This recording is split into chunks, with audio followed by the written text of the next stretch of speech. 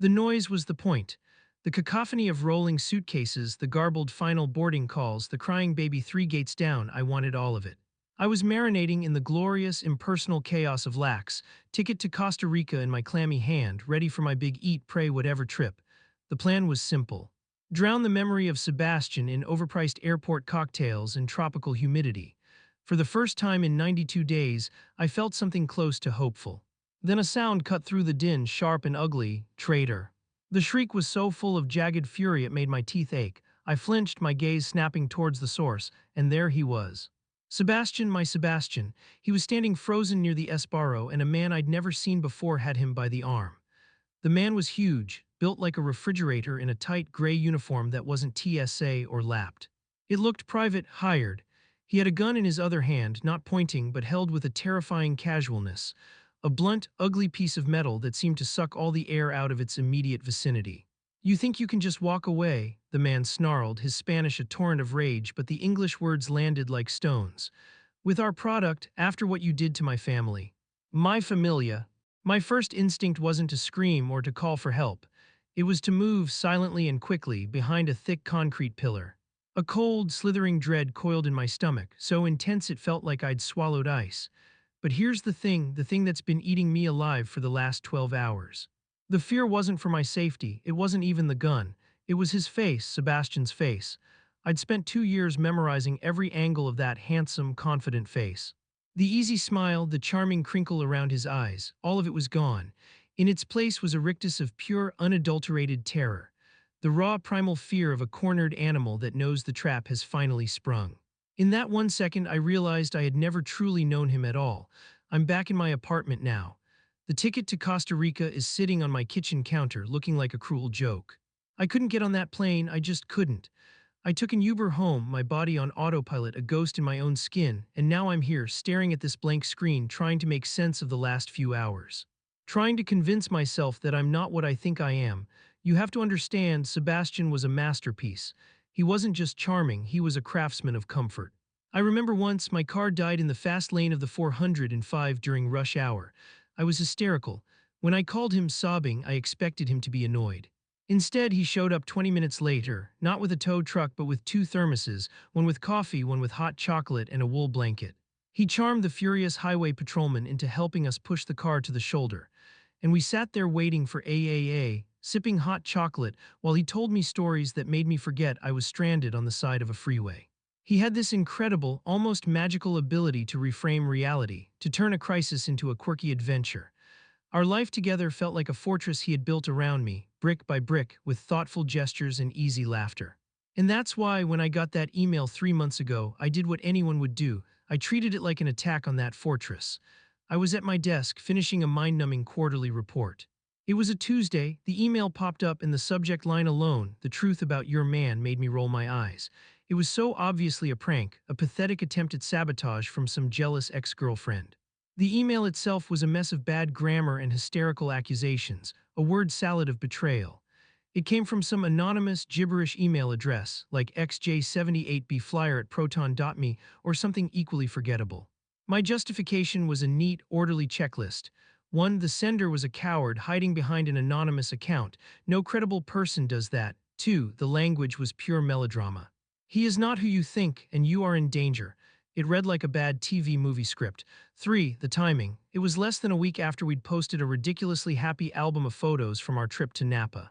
It screamed of someone sitting in the dark, stewing in their own bitterness, trying to throw a rock at our happiness. It claimed Sebastian was involved in dirty business in Mexico City. It had a photo attached, a blurry, poorly lit photo. I remember squinting at it for maybe 3 seconds, seeing a shape that vaguely resembled the back of his head, and then I just laughed. A short, sharp, irritated laugh. My finger hovered over the delete button for a single, stupid second. There was a weird detail in the photo, something about the way the light hit the wall behind him. It looked damp, but then I shook my head. Damp, what does that even mean? I was inventing things, seeing patterns in the static because some lunatic wanted me to. So I clicked, I deleted it. Then I went into the trash folder and deleted it from there too. A digital double tap. It felt decisive, it felt clean, I was protecting us. That's what I told myself, a fierce protective warmth spreading through my chest. I was being the good girlfriend, the trusting partner.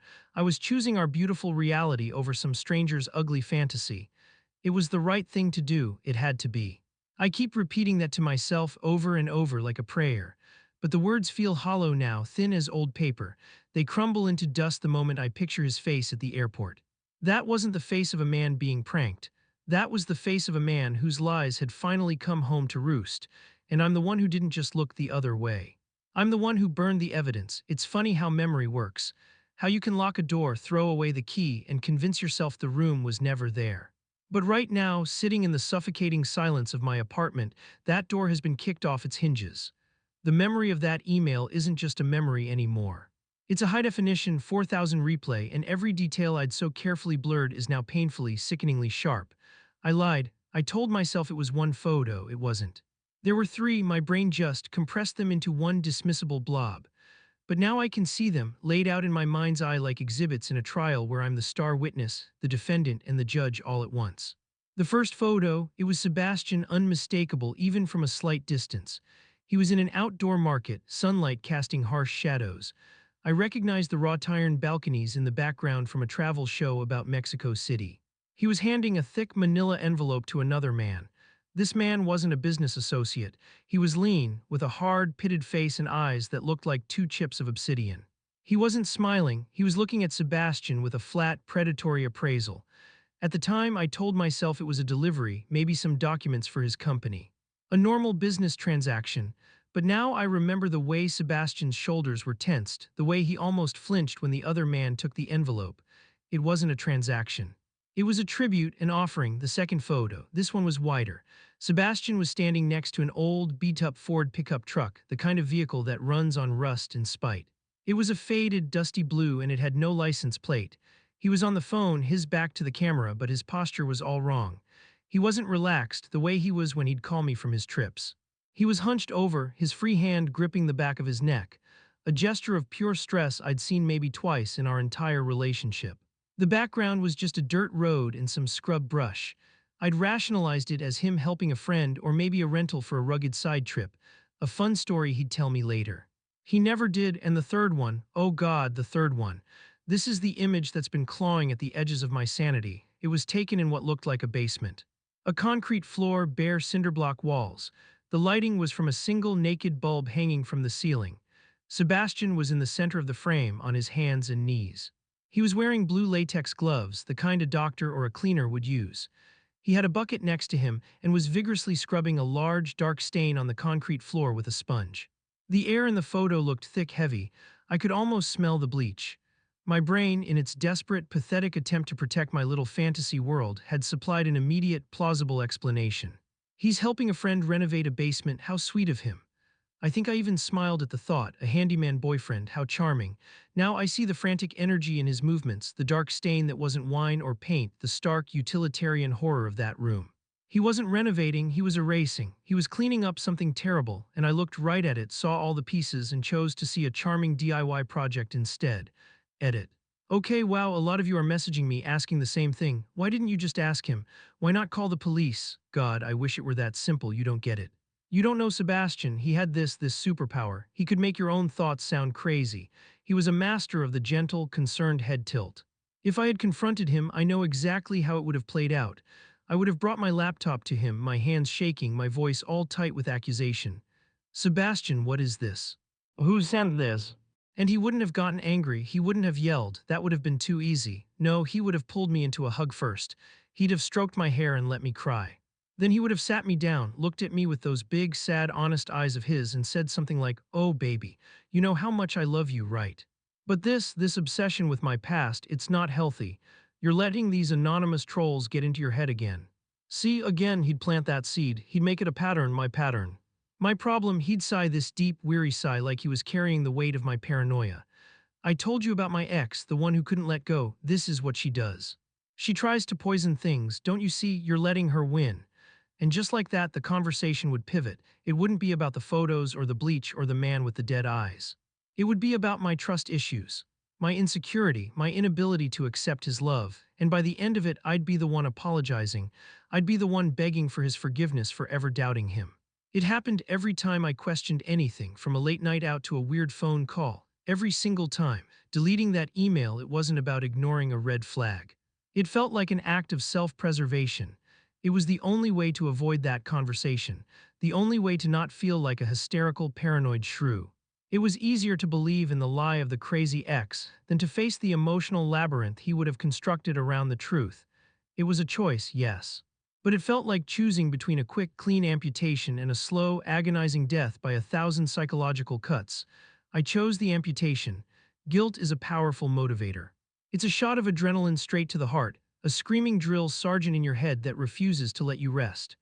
The moment that airport scene replayed in my mind for the 100th time, the guilt metastasized into a frantic, desperate need to do something. I couldn't just sit here, marinating in my own toxic regret. I had to find that email. It felt like the only tangible thing in a world that had suddenly dissolved into smoke and mirrors. My first move was the most obvious, news alerts. I set up every conceivable combination of keywords. Lax airport incident, man arrested at Esbarro, public disturbance terminal 4, Sebastian Reyes detained. Nothing. I scrolled through the websites of every local news station, my eyes burning from the screen's glare. I checked Twitter, searching for any bystander video, any panic tweet. There was nothing but the usual airport chatter, complaints about flight delays and overpriced water. It was as if it never happened. And that was somehow more terrifying than if it had been the lead story on CNN. It meant it was contained. It meant it was private. It meant whoever that man in the gray uniform worked for, they were powerful enough to make a public confrontation with a gun simply disappear. Next, the email itself. My heart hammered against my ribs as I logged into my email account. I went straight to the trash folder, praying for a miracle, praying that the 30-day auto-delete hadn't kicked in yet. The folder was empty, of course it was. I had emptied it myself. My own stupid, smug diligence was now my worst enemy. I didn't give up. I went to the recovered deleted items folder, a feature I barely knew existed. I clicked it and a spinning wheel appeared on my screen, a tiny digital vortex of hope and despair. The page loaded. A handful of old pizza coupons and a confirmation for a dental appointment I'd missed. Nothing, not a single trace of it. I spent the next hour like a woman possessed, tearing my digital life apart. I searched every archived folder, every spam filter, every cloud backup I could think of. I logged into old, forgotten email accounts from college, hoping against hope I had used one of them as a backup. I even tried to remember the gibberish address it was sent from, typing random combinations of letters and numbers into the search bar until my fingers cramped. It was gone, utterly, completely, irrevocably gone. Every failed search, every empty folder was a fresh wave of nausea. I wasn't just searching for an email, I was searching for absolution. I was trying to prove that the evidence I'd destroyed wasn't as damning as I now feared. But the void where it used to be was a confirmation in itself. I had meticulously erased the one thing that could have saved me from this moment, the one thing that proved I wasn't crazy, just a coward. Update 2, oh my god. I just sat bolt upright on my couch. My heart is pounding so hard I can hear it in my ears. I remembered something I had completely, utterly buried, it just surfaced. Like a body rising to the top of a lake. The email, the sender, it wasn't just a random string of letters and numbers like I thought. My brain simplified it, made it anonymous because it was easier. But it wasn't, there was a name attached to the account. I remember it now because it was so lovely, so out of place with the ugly content of the message. Angelica. The sender's name was Angelica. And I know an Angelica, or I knew her. She was a waitress at this little family-run Mexican restaurant in Echo Park that Sebastian and I used to go to all the time. El Lucero. She was quiet, almost invisible. She had these huge, sad brown eyes and she barely ever spoke, just took our order with a shy nod. Sebastian, he was awful to her. Not in a loud, aggressive way, it was worse. It was a cold, dismissive cruelty. He'd snap his fingers to get her attention. He'd complain if his water glass was 90% full instead of 100. I remember one time she accidentally spilled a few drops of salsa on the table while putting the bowl down. He let out this theatrical, disgusted sigh and said, loud enough for the whole patio to hear, "Can we get someone who can actually handle this?" I was mortified. I apologized to her and she just gave me this quick, terrified little glance and scurried away. I told him later that he'd been a complete jerk and he just laughed it off. Babe, it's their job to provide good service. I'm a paying customer. He made me feel like I was the one overreacting. Again, Angelica, the quiet waitress, the girl he treated like dirt. The girl with the sad eyes who saw him every week with me, saw him playing the part of the perfect boyfriend. It wasn't a jealous ex. It wasn't a random troll, it was her. She was trying to warn me. The name hangs in the air of my silent apartment. Angelica, it's not a clue anymore, it's a verdict. All the frantic energy, the desperate need to prove myself innocent, it all just deflates, leaving behind something heavy and cold. The fight is over, I lost. I'm not trying to find the email anymore. I'm not scouring the news. I'm just sitting here on my couch and the pieces are clicking into place with a final, sickening certainty. The man at the airport, his fury about his familia. The restaurant El Lucero, a family-run place, it wasn't some international drug cartel takedown.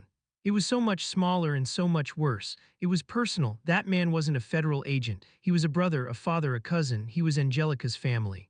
And the betrayal he was screaming about probably had nothing to do with product or money. It had to do with her. My love story wasn't a movie montage. It was the B-plot to a horror film I was too self-absorbed to notice. I was the charming boyfriend's smiling, oblivious girlfriend, the alibi, the cover. The proof that he was a good guy. How many times did he use us as a shield? I can't be a monster, his presence with me screamed. Look at this normal, happy life I have. The self-deception is the hardest part to swallow. I didn't just delete an email. I actively participated in my own delusion. I saw his cruelty to Angelica and filed it away as a bad mood. I saw his paranoia about his ex and accepted it as lingering trauma.